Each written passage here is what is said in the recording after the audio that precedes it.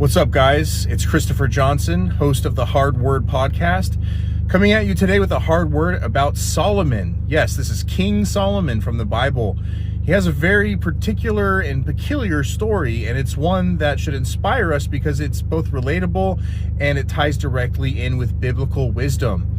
Currently, I am doing a wisdom series on the Hard Word podcast, where currently I'm going through the entire book of Ecclesiastes, chapter by chapter, verse by verse, and just really breaking it down. So if you're interested in that, go and check out the Hard Word podcast on every major streaming platform. But for this particular hard word, I want to talk about King Solomon and one aspect of him specifically. And that is the aspect of coming to realize what life is all about, what means something, what means nothing, kind of the quintessential questions that we ask ourselves. Why am I here? What's my purpose? And things like that.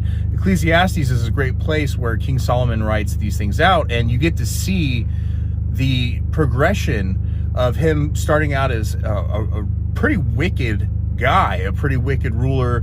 He's a king, right? So he amasses 700 wives and 300 concubines, and he's just lusting after every single flesh in the world. He's got the money, he's got the power, he's obviously got the women, and he basically goes on this binge where he tries everything that his flesh tells him to try, which, as we know, we're sinners. That's a lot of different things that we ought not to do. And at the end of doing all of those things, he basically realizes that it's all for nothing. All of it means nothing. He was left spiritually unfulfilled doing all of those things, right? So a lot of times, and I say this is relatable because a lot of times that we think about other people who seem to have it all, right? All these rich people and these famous people, particularly rich people. And we think, oh man, if we could just have a slice of that, slice of the good life, then we'd be happy. But it's false. I mean, there's really nothing that you're going to be happy about other than something that's very momentary and very fleeting. And that's what he describes.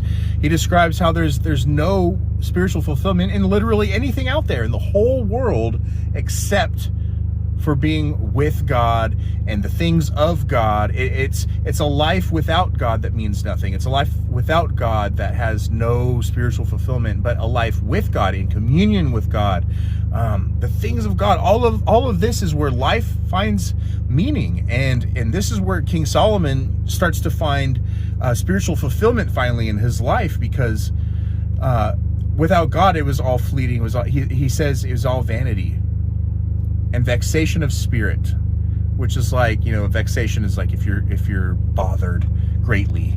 So your life is going to bother you greatly if you don't have God by your side, if you're not walking with God, staying in his word and just living in communion with him. And that's what King Solomon finds out.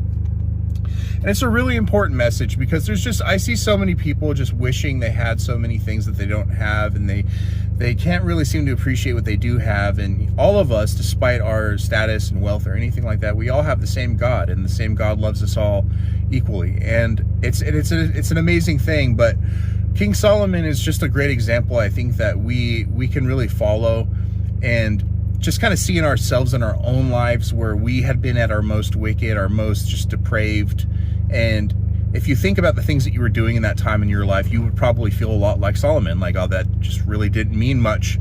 I didn't really get anything worthwhile, because one thing about heaven and the afterlife is you're not taking any of your possessions there with you. So it's all about what you can do on a spiritual level while you're here on this earth. Why are we here? What's our purpose? Our purpose is to be in communion with God, and obviously to be obedient.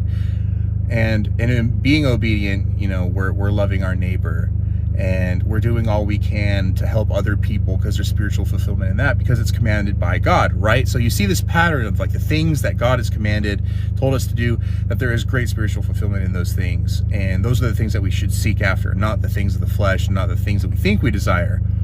And it's important to stay in the Word so we can, know the difference. But I encourage everyone to read Ecclesiastes, to read the Wisdom of Solomon, the Song of Solomon, stuff like that, to kind of get a better perspective on this guy, because he's really an interesting figure. And if you want to learn more, head on over to the Hard Word Podcast on any major streaming platform, where I'm currently going over Ecclesiastes in great detail, as I previously mentioned.